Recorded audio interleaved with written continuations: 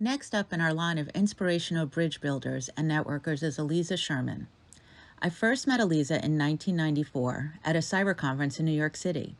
She had become a national sensation as Cybergirl, along with her network for women in tech, WebGirls. Since then, Aliza has worked in every tech space, building, creating, and networking with contributors from around the world.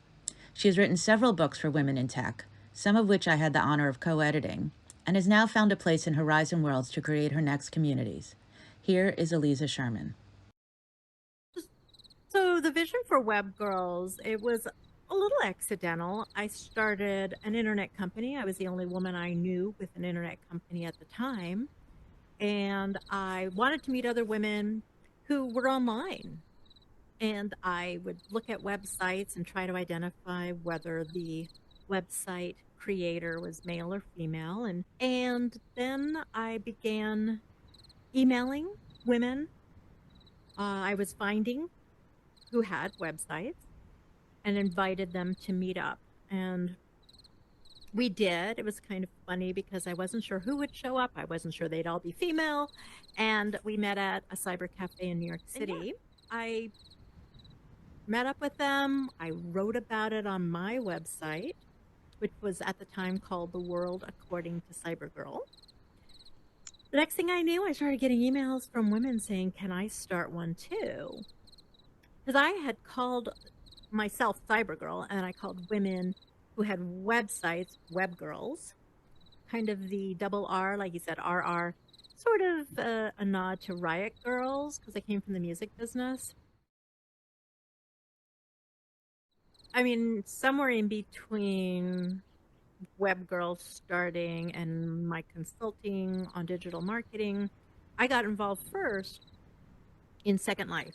So the idea of building your own life, your own world, your own island, that was a big deal for me. It was a fantasy slash reality. I had jobs in Second Life. I had my own island. I built a gallery of women's art.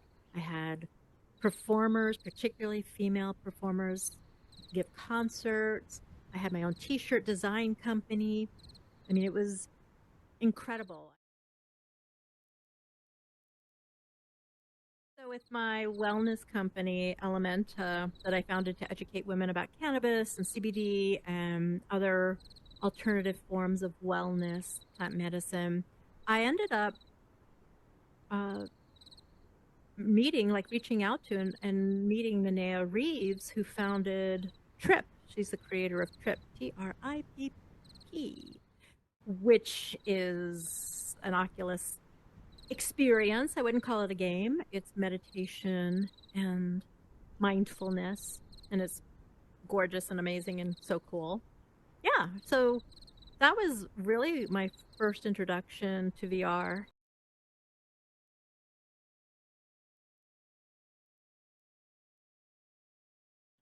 Now I built, or I'm starting to build, or I'm working on building a world in Horizon because it appeals to all the things that I love. I mean, it's the virtual world, the ability to build.